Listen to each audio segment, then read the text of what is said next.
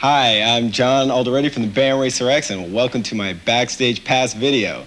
Today we're going to talk about some history about myself, mainly so you can get an idea of what I went through, so you can compare it to what you're doing, and you won't get lost in the process of doing things that I did as a mistake, and it'll prevent you from doing the same thing.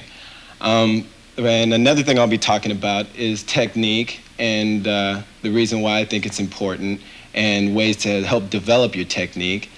And I think I'm also going to cover modal ideas, being that way you can apply it to music as well and being able to get a better general understanding of music.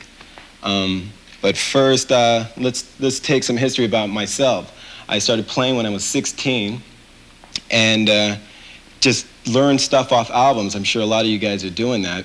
Just sitting down with an album, trying to learn things, it's like picking up Jaco Pastorius solos or John Entwistle solos for that matter, and all's good. It's the best form of learning that I can recommend to anybody. Some of the best musicians, that's all they relied on, which, from Eric Clapton to Eddie Van Halen, or bass players, I'm not really sure who, but I know guitar players did it, and I did it myself. And then just seeing how the bass functions in the band and being able to get familiarized more with your instrument by just you playing every day. The funny thing about me is immediately I wanted to get into the technique aspect of my playing. I didn't want to sound sloppy because I just felt that in order for me to get my musical idea across to you people, my audience, I had to play clean and with conviction. If there's a bunch of noise going on, you won't understand what I'm playing and everything's lost. I want to be able to get my musical idea across to you, which is being able to do everything I want musically, perfectly clean and punchy and with conviction. So that was, the main reason why I started working out on my technique. And after that, after I started getting bored with what I was doing, I decided to go into lessons with a private teacher. His name was Steve Evans. He was a great all-around player, and he opened up my eyes to a lot of things that I didn't know, mainly like notes on the neck. I didn't know this was G, I didn't know this was A. I knew this was E, and I knew that was A from the open strings, but that was all I knew, and he helped me with that. He taught me the basic scales, which like major, minor, blues scale, pentatonic scales. Nothing more than that, and I wasn't really sure how to apply them. I just had to listen to chord tones or whatever and try to see if I could fit them in. And I had some good bass lines and some amateur lines. That's what happens when you really don't know how to apply what you know. And then he introduced me to modes, which, boom, that really did me in. I really started getting my playing happening when I learned what modes were. I started understanding how to visualize my neck, and I also started thinking more in diatonic terms, being all things pertaining to a major scale, and modes being major scales starting at different degrees or starting points. So after learning that, my playing advanced rapidly. I started getting more calls. People wanted me to play in their band because I started knowing what I was doing. I wasn't some chump just playing along and trying to wing my way through the gig or whatever. I enrolled in college next because my parents wanted me to go to college and not lie around the house and practice all day, so I figured I could learn stuff at school musically and satisfy what my parents wanted. And it was great because I was kind of intimidated at first. I thought it was going to be all real bonehead music theory, but it was really good music theory, learning key signatures, how to sight read, learning to hear chords and melodies and chord progressions, and I just started getting more musical out of the whole process. And another good thing was that it was really cheap for me to do this. Those junior colleges don't require that much money, and it really prepared me for going to another music school that I had planned to go to, because college is really classical oriented most of the time, and I wanted to get contemporary. I wanted to apply what I knew to contemporary music. So that's when I enrolled in BIT. I started playing in bands and noticed that I wasn't still getting enough gigs, so that was another reason why I started to go to BIT. And there I started to learn how to play over chord progressions, how to play over jazz style progressions, learning what chord substitutions were. It was really contemporary music. And I started getting more comfortable with my playing and being able to communicate with other musicians, because I didn't really have that before. And BIT was really great for that. And I really was starting to get so advanced. I felt advanced in my playing that I needed to progress into a new style of music, because I felt I knew enough to play rock, and which what I always wanted to do, but I felt I needed to progress my theory more, so that's why I started to study more jazz ideas at BIT. And it really helped me in all other aspects of music, because they teach you other styles. They want you to get more involved and more developed in other styles to make you a well-rounded player. And that's always going to help you in whatever kind of music you do play, because you can whip out anything. You can, if you're a rock player, maybe you can whip out your thumbing, or maybe you can whip out some jazz chops. Whatever it is, it'll help you in your own style of playing. Another thing that I had learned at BIT was how to sight read. I knew somewhat how to sight read from college, but I really didn't know very well on my bass, and I couldn't really read that well.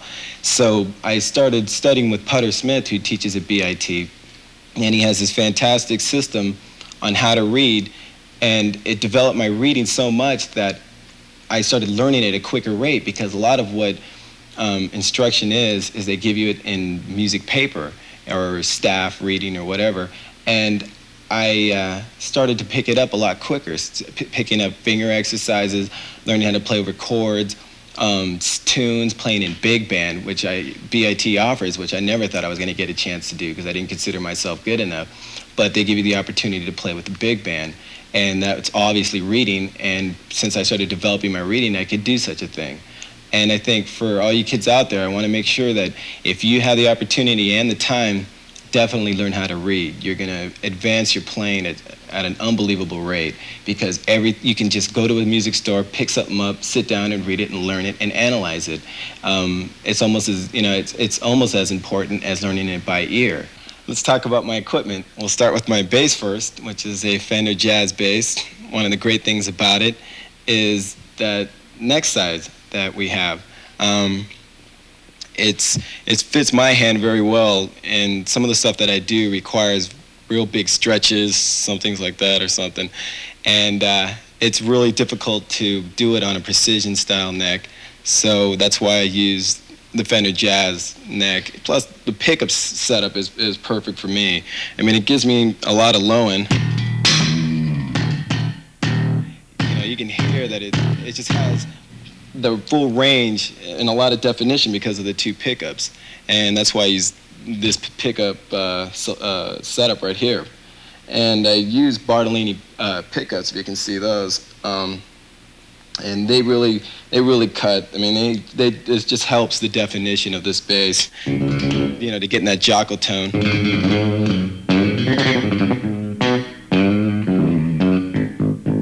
You can definitely hear it through the band. I mean, my band, we have 2 guitar players and a drummer who's real heavy, and I want to be able to cut. I'll use something like that to make sure my musical point gets across, with the music of the band.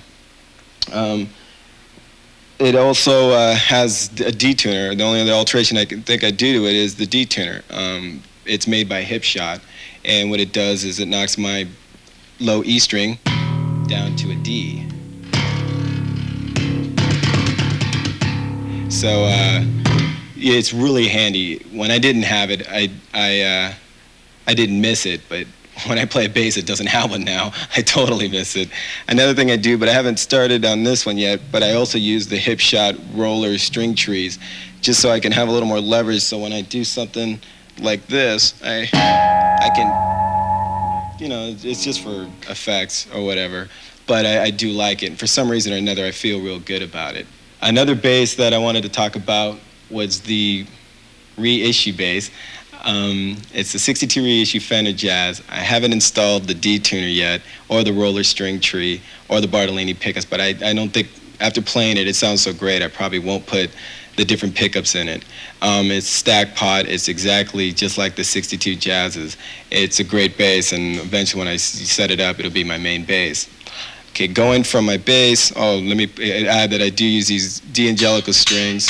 I mean, they last longer than most strings that I've used, and I get really great low end out of the high gauge strings that I do use, so I'm really happy with them. But following my chord down, we go down to my compressor sustainer, which you heard me when I clicked on some harmonics. They just enhance the harmonics, anything that's not very loud volume. I mean, if I do that same thing without the compressor, the amp just can't push it enough. It needs to be enhanced, and that's what this compressor sustainer does. So it's great for that. It's also great for just giving me a good aggressive tone. It's a sustainer as well, so it adds a little to my sustain. I use it in my solo live, and the only problem I can see with it is I get a little noise with it, because not only do your notes get enhanced, but finger noise. So you get a lot of noise from it, but you just have to learn how to work with it, and it actually cleans me up, cleans my playing up even. Following my chords, we go into my Lee Jackson splitter, which splits my signal into the stereo mode, so I can use two heads in stereo. The great thing about that box is that it enhances the signals, because I'm going to lose some signal with all the chords that I use. And that goes into my SWR bass amp head, which is one of the greatest heads I've ever played through. I've gone through a lot of amps, and this one worked the best. I was continually blowing up amps because on the tone that I require, there's a lot of low end, and I fry amps. They just go nuclear, so I had to get something that could handle that low end, especially when I go to the D-tuner. And these SWR heads were it, and they just have incredible definition. They have a lot of tone variety, tone control. I was really happy with them. And from there, they go into these 410 cabinets, and I know a lot of guys think, well, 410s may not have that much low end, but I think these 10s have more low end than any 18 or 15 I've ever used. They really push, and they got great definition because they're 10s. So I just never get any, when you hear that, you can really hear the note as well as the thump and the low end. You can hear that note quality, and I had a problem with that whenever I bi-amped or whatever, because I use these amps in full range. So I really was amazed by these cabinets. I just didn't think that it could be possible, but it really is. And I think if you ever get a chance to hear them, you will be blown away. The last piece of equipment I have is my Nady wireless. It's a great device for being able to run around on stage, and relatively cheap. It's true diversity, so I think the signal really isn't lost from your bass into it. So I think you should check into that if you have the money. Technique. What is technique? Well, technique to me is being able to express your musical idea in such a way that your audience can understand it. Being it, like, say, conviction, being able to play, let's say, a G major triad, you know, and I had a conviction. I was kind of boom, boom, boom, and you could hear every note. Compared to, say, if I want to, you know, not that there's not many reekers out there, but it can happen. You can just, you know, or just trying to play it fast just for the sake of playing fast. You know, it may not sound as good. You really want to make sure that the notes that you want to get out there are going to really push, you're going to really push the notes that you want through the band while the band's playing. It's also, technique is also consistency, being able to be consistent with the ideas that you're doing, being able to play the notes with consistency, with the same volume, dynamic range, being able to, I mean, when I played that G major triad, it was all, from what I can tell, the same output. I didn't like go, that's what I meant to do. But it's just practicing your technique so you know what you want to do. You can play it on your bass. You know if you want to have that push on it, you can do it. It's just being very precise with your musical idea. So from there, I also, I feel that being able to, you know, when you do have bad technique, you just can't get that. You can't get that groove. Like when you're playing with the band and you got your drummer rocking with you, and you have bad technique, the groove's going to be lost. You're not like a guitar player. Like say Keith Richards, he can play sloppy, and it's the whole attitude that with him, where you don't hear Bill Wyman going off and playing bad notes and just making all sorts of sounds. It doesn't happen. He's got to be tight with Charlie Watts, and that's why the bass playing is such a technique-oriented instrument, I feel, and being able to really rock with that drummer and being able to sit in the pocket and play with his time, working, say, with the metronome even, is going to help you be able to play with your drummer better. I recommend these exercises I'm about to show you to work with those with the metronome to get your timing happening. And a good trick is to lower your metronome really low so you can really feel the timing, just where it's going tick, tick, tick, and you're playing, say, G major, and you're gonna play it so you just have that space.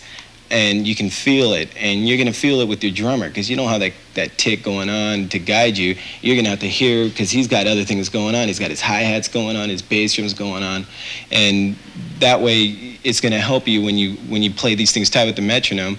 If he's off, then you tell him, hey, get on your metronome, dude, you need some work. So going from there, the technique exercise I'm about to show you helped me to stop being so scale-oriented. Everything I did was scale-oriented. It was always 3-note per string or 4-note per string, never really any interval skips. Interval skips being the intervals being the distance between two notes. And I was always real in half step, whole step oriented. And I learned these exercises, and they really helped me to get away from that. And here we go.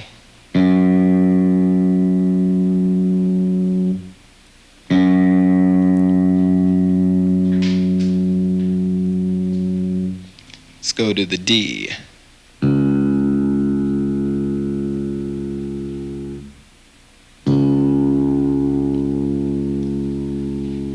Mr. A string.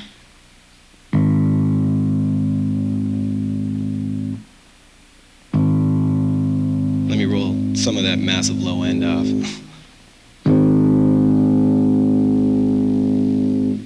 And Mr. E string.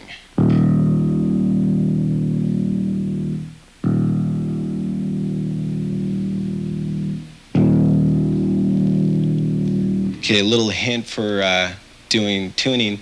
To work on your ear, try tuning it by ear, just hitting the strings, hearing that fourth. You can hear like the bridal march. See, so practice listening to that, and then check and see how close you are. Maybe I was a little out. Let me give you that A again. I'm sure it was just my A string because I was whacking on it so hard.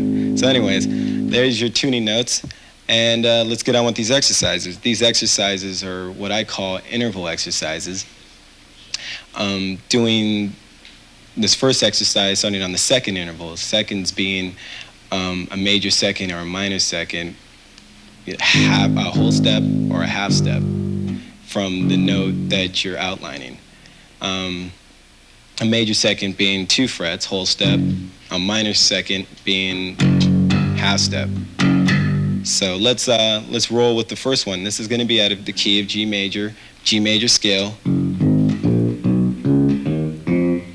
Continue that up to the C. So these aren't out of the, these are in the G major scale. Here's A, and here's B, and here's C. So they're not out notes, they're in that scale.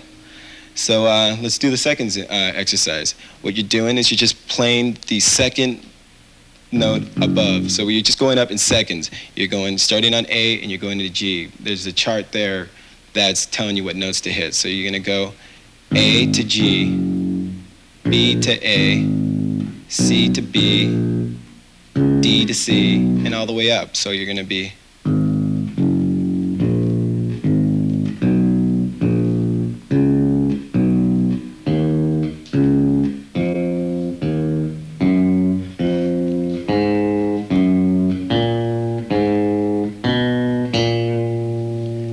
backwards or back down. Let's call it descending. So descending.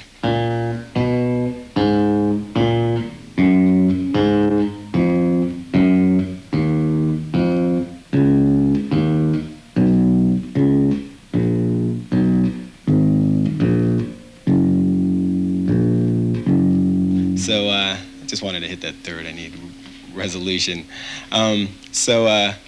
That's a good exercise. Work it up maybe a little faster. Try it like this.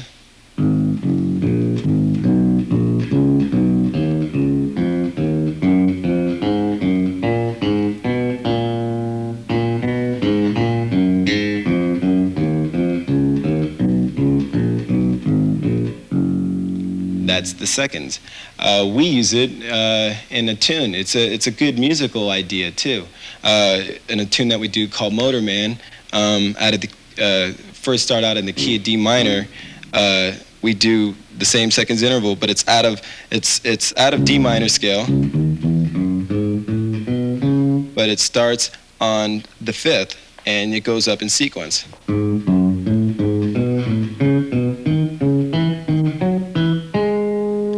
And here's my band doing it.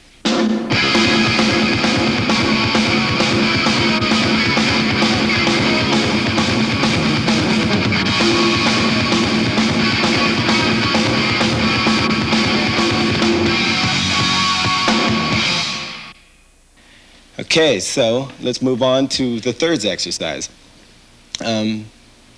What you're doing is it's kind of the same idea. Instead of going up in seconds, you're going up in thirds.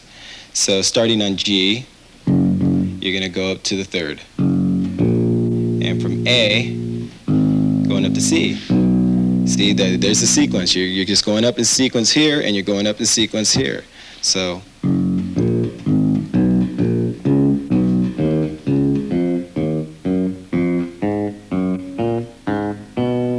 And descending.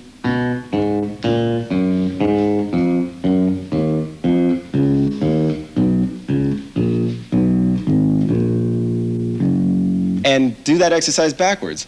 So instead of starting on the low note, start on the third. So go and then go down to the low note.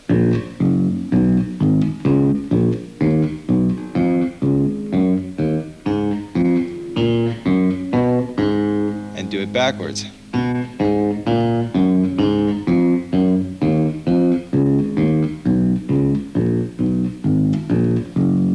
Pretty good exercise, real valuable. Thirds sound really good. Try them against the major chord. A lot what I do is I'll go, you know, and continue on down to G. I'm sorry, I did dominant. Let me do major.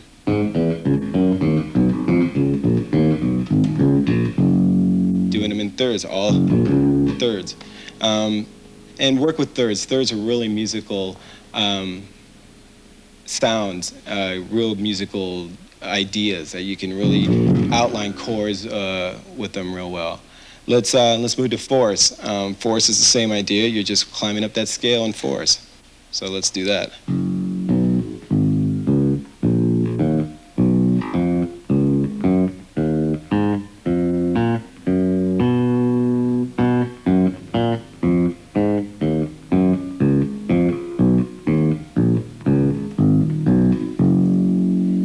And then try that starting on the higher note, going to the lower note.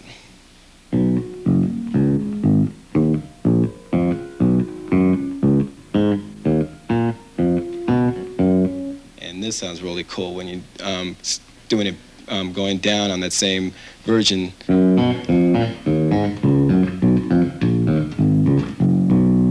Kind of like an octave sounding thing, but it's fours. So let's move to fifths. Fifths will really help you. It's kind of like thirds. It's a chord tone, so they really sound good in over certain chords. So just work with these. Here we go. Let's start going ascending.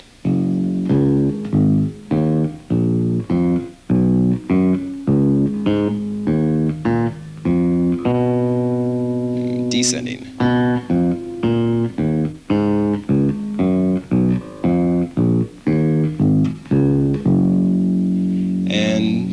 Backwards, I hate to say backwards, or inversion, but starting on the high note, going to the low note.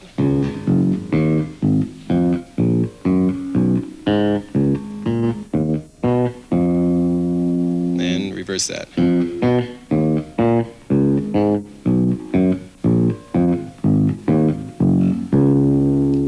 And there's sixes and sevens left, so let's go to the sixes. So starting on the low note, going up to the sixth.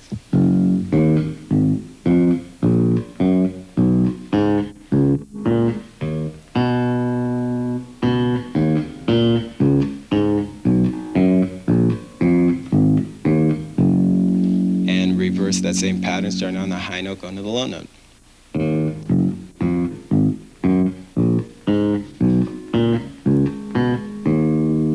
Reverse it.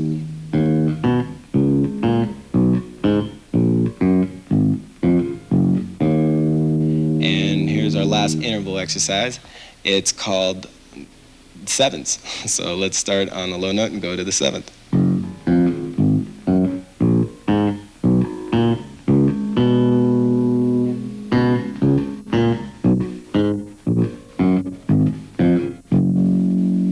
And reverse that same exercise.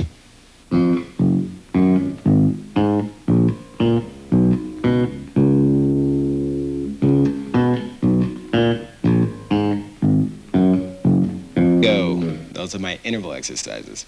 Next, I want to do triplet exercises. And it's the same pattern, same G major scale pattern. But what you're going to do is you're going to go up the scale in triplets, starting on G and going up in 3-note sequences. So, like this.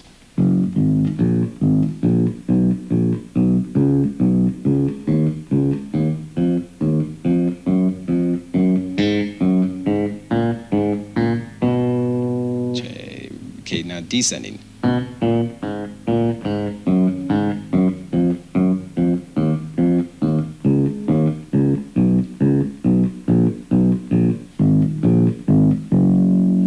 And you can reverse these as well. So starting on the high note, say the B on the A string, and going down to G on the E string. So you're going to go.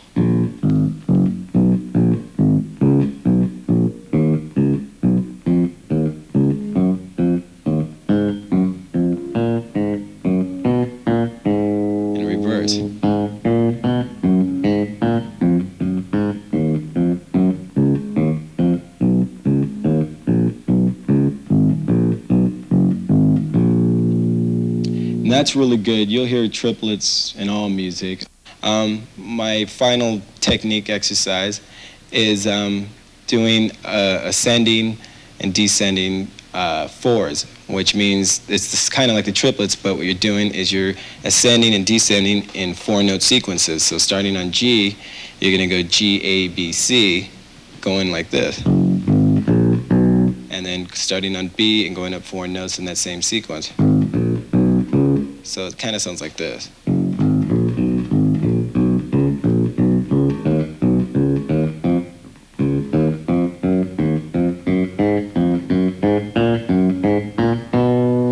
And descending.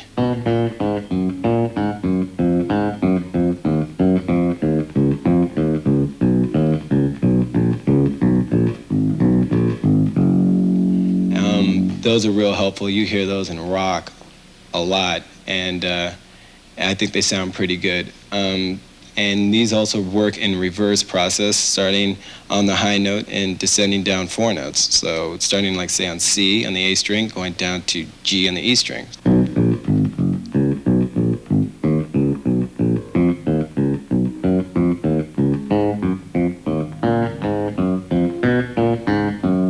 And reverse that.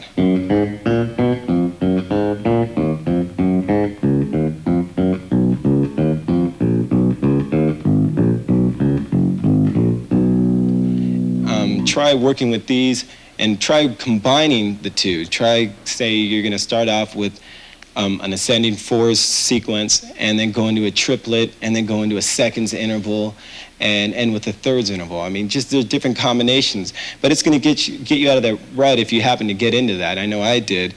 It'll get you out of that playing so scale oriented ideas. It'll break that up. You can break it up. You can play with scale. break it up. You just throw it all together, and you'll see that you're going to have more musical ideas and more phrasing ideas. And that's it for my technique section. Let's move on to my mode section. Modes. All right, here we go. Before I get heavily into modes, I want to discuss three hand positions to play major and minor. And I know I've had students come in and say, hey, I know how to play a major scale and a minor scale. And I'll say, hey, well, why don't you play a minor scale starting on your second finger instead of your first finger without having any difficult hand switches or hand position switches. And they can't do it. And you know, I think that it may be a basic thing, but it really is helpful in visualizing major and minor scales for when you're playing tunes or you're reading or something like that. You don't have to switch to that one position that you know. You know a bunch of ways. You can start a major scale with your pinky, you can start it with a third finger. You just don't have to switch abruptly, and it's really time efficient. It really saves you from, you know, doing all these positions and missing maybe a beat or something. So let's start with a major scale. And I know probably a lot of you know how to play it in this position, but I'll do it anyways. Doing it in A major, let's start it.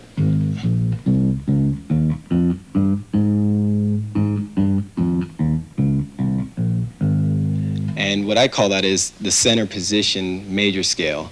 Playing it where most of your fingers are to the left of the starting note. Play it like this.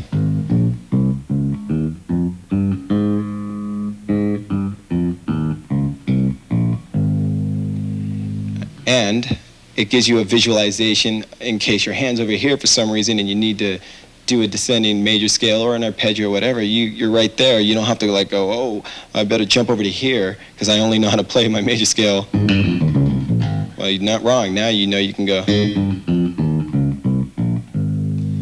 Okay, now switching the other way to play the major scale without any difficult hand shifts is starting with most of the fingers to your right and doing it in whole steps, starting on A. Notice no real abrupt hand shifts. 3 ways to play a major, and the same thing goes for minor. Let's start on A and do an A minor, the position probably most of you know. And notice all the fingers are to the right of you.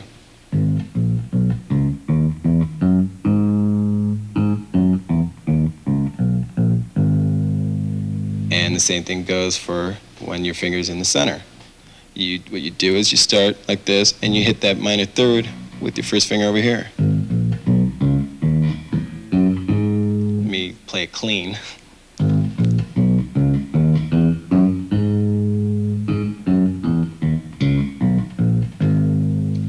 And you have one where you can start on your pinky, so let's do that. No hand shifts at all.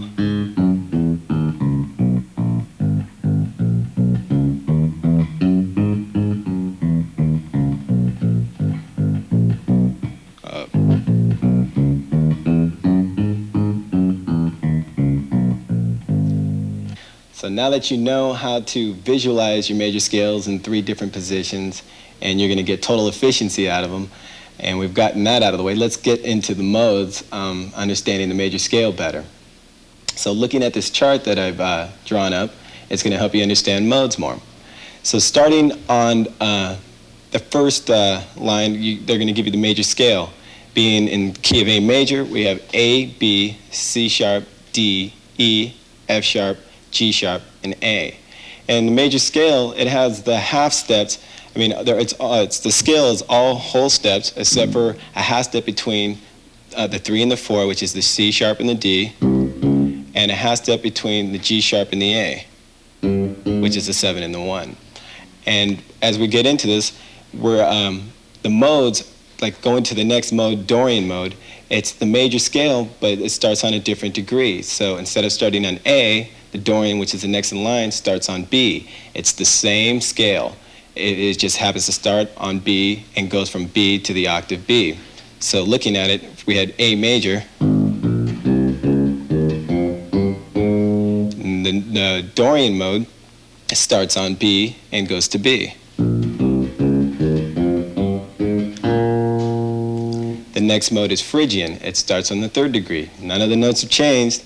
It just starts on C sharp and goes up to C sharp. So here we go.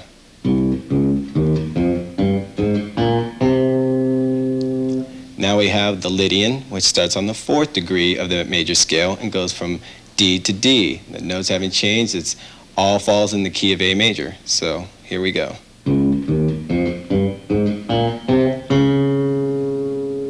That was Lydian. Now we're going to Mixolydian, Lydian, which starts on the 5th degree of the A major scale, starting on D. Here we go. Volume, please. The next is Aeolian, which is natural minor. And that starts on the 6th degree. So starting there, here we go.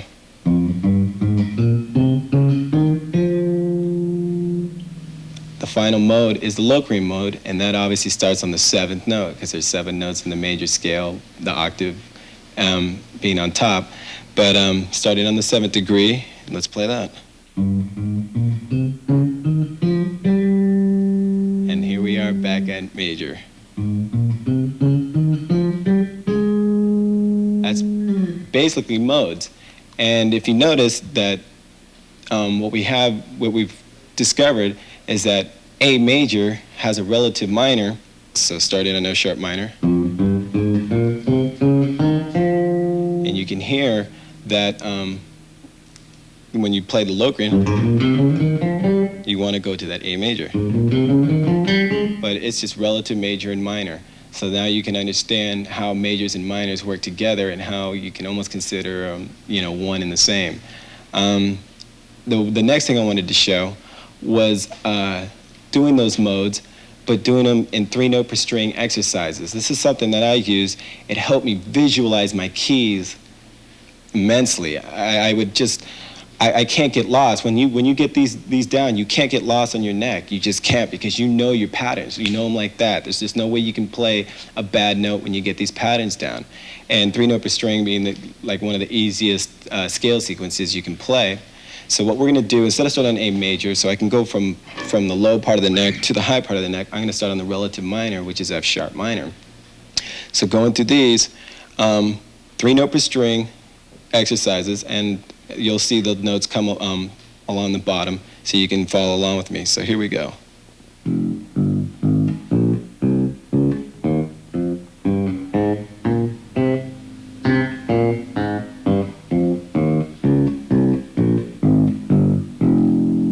Note per string all the way up. Well, there's minor, and then it just continues.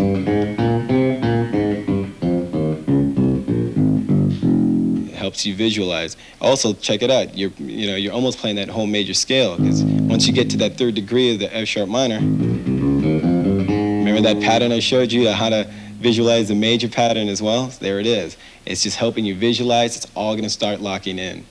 The next one starts thinking of as being Locrian. Here we go. 3-note per string exercise.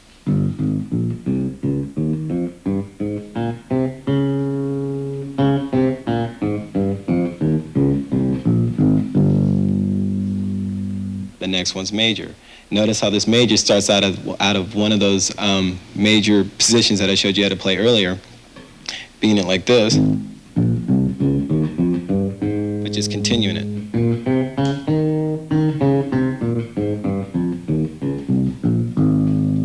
Easy enough. So let's move on to the Dorian.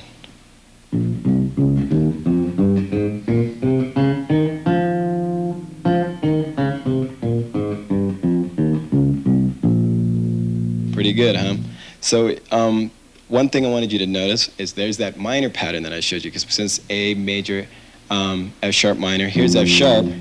Here's how I showed you how to play in that position.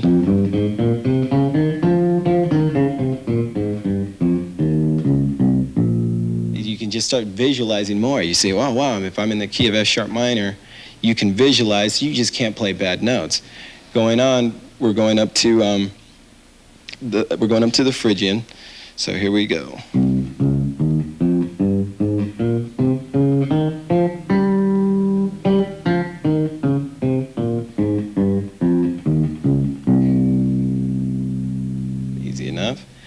now we're going to go up to the Lydian. And starting on D on the E string, going up.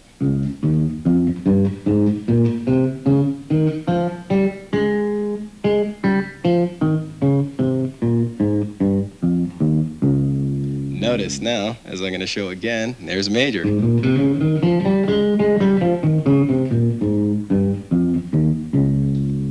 Easy enough. I mean, believe me, as you get more familiar with this and transcribe into different keys instead of just doing A major, F sharp minor, move to G major, E minor, move to all of them. Know your neck. Know your neck.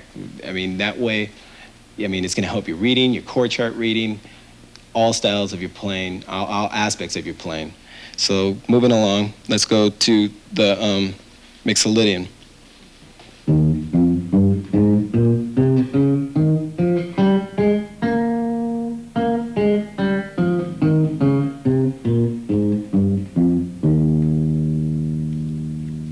So now that I just showed you the Mixolydian, you're back to the octave doing the same pattern that you opened up with, an octave higher. I'm going to show you right now a different way to play, say, a minor scale instead of just doing it in the natural fashion, say like in D minor. What we can do is do it in the two-handed method. First, I'm going to start off with something that Paul, my old guitar player, showed me. What you do is, it's the basic two-handed pattern that Paul had shown me that he had learned from another bass player, Billy Sheehan. So starting on that, what you do is you fret down on your right hand, you fret off, and you got the new note, and then what you're going to do is you're going to fret with your left hand, and then you're going to fret with your right hand again. Then pull off, and then pull off. So going...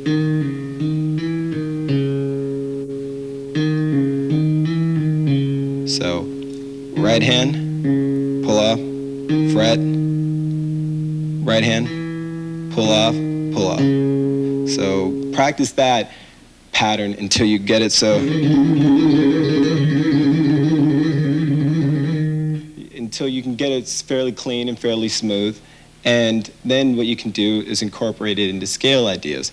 Climbing up in scales is a little different.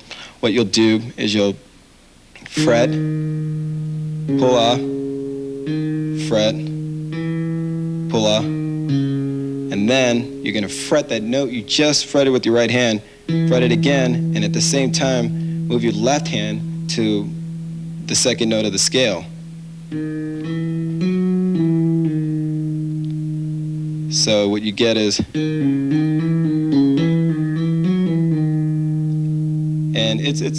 it's as you get it to going up the scale, so here being the scale notes being, doing it in that pattern.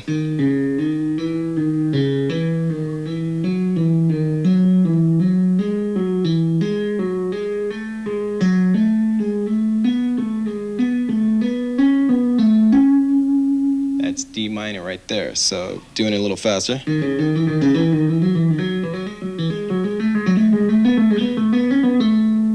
Do it a little cleaner. And that's D minor going up in the two-handed pattern. And when you get it really fast, it has a real cool sound to it, real cool, as people always tell me whenever I do it, they always go, it sounds like a bumblebee because your notes are going so fast, you know, when you're doing...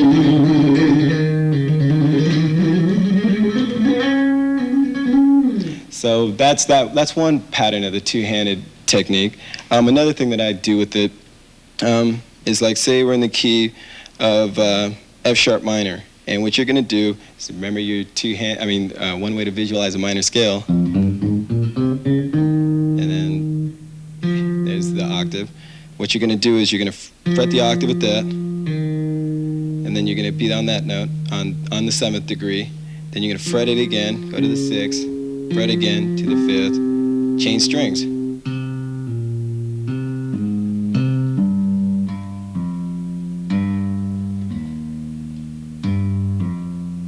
That's the exercise, so let's just check it out.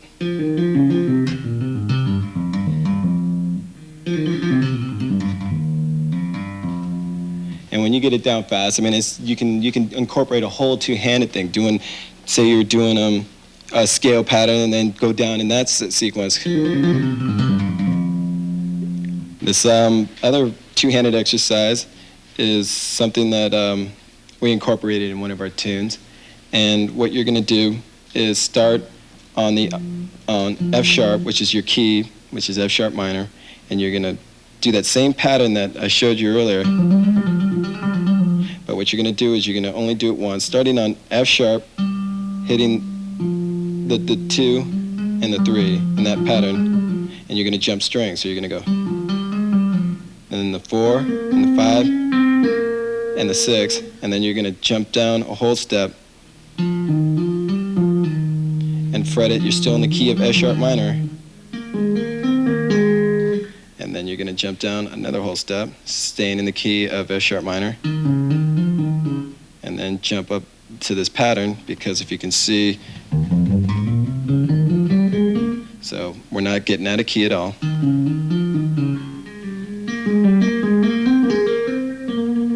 So quickly, I mean, how I do it in the tune.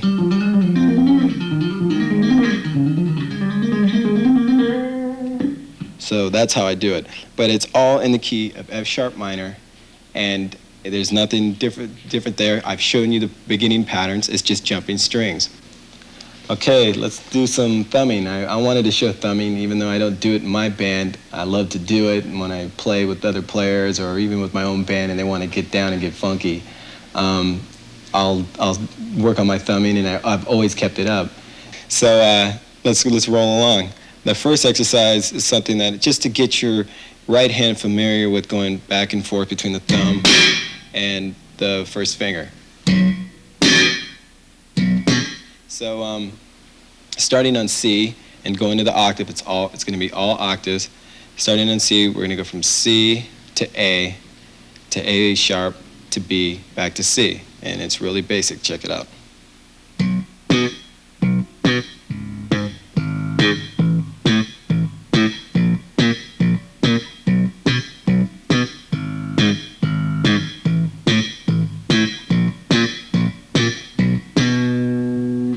And one thing you want to do is work this into your metronome workouts and getting it really clean, really tight. You don't want any other string noise. You just want, try playing it in staccato.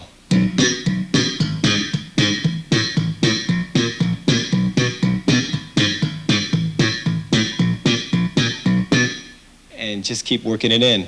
That's going to start getting your right hand familiar. You know, your left hand should be used to doing octaves. I'm sure most of you do them.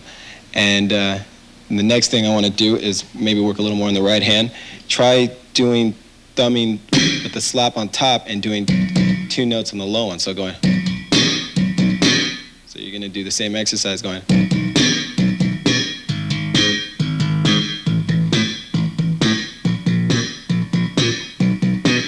You know, and then you go.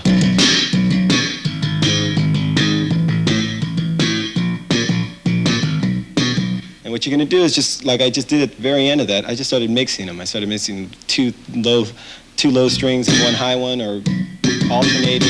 You just do.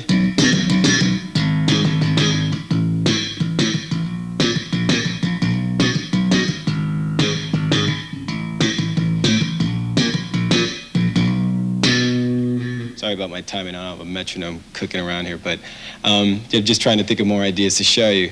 Another thing I like to do is I'll go kind of. I learned it from my drummer. My drummer was always going boom, boom, boom, you know, with the bass drums and a cymbal, and so I started doing, and it's just a lot of thumbing, and then just do the 2 quick ones before we pop up. Another thing is, try doing it, working it with open strings. So incorporating it with open strings, what you'll do is you'll hit the open A, fret the B, hit the B, and pop. So you're gonna go.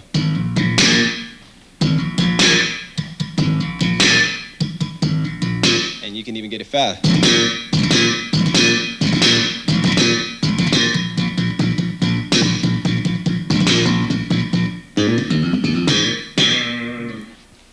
I get asked a lot about my right hand and left hand technique, how I got clean and pretty quick with my right hand.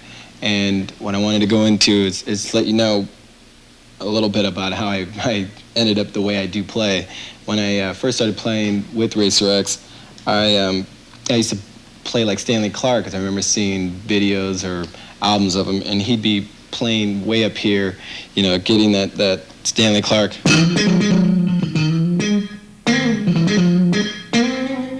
You know, he'd get that real heavy attack up here. And what happened was, as I was doing these albums with, or the first album that I did with Racer X, I played up here and I noticed there was a lot of string noise that I didn't particularly care for.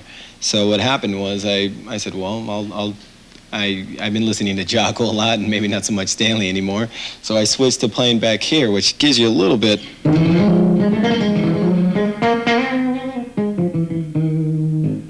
You can really hear the notes, and it doesn't have so much. When I record way back at the bridge. I don't want to get that string noise that I would get here. You know, I get it, here, and when I move it back, it cleans up. So, that's a good way to analyze which you would rather do. I mean, this Stanley Clarke sounds great up here if you can control it, and I felt the need to move it back to here. And if you play with the pick, I mean, it's some of the greatest players. Andy West, he's probably the best pick player I've heard, or Bobby Vega, and they play great bass with the pick. So don't let anybody tell you, if you're a pick player, don't let anybody tell you that the bass should be played with your fingers. There's things that you can do with the pick that you can't do with your fingers. So just keep that in mind. And I think in overall, it's best if you can do all of it. If you can do thumbing, you can do play back here, play up here, play with the pick. It's going to help you out, and people are going to appreciate it, and you're going to be called on more to do more gigs. All right, I hope that some of the things I showed you on my video will help you become a better bass player. I know that everything that I showed you really opened up my playing. And remember to practice everything with the metronome. It has to become your best friend. And I guess I will see you on tour backstage.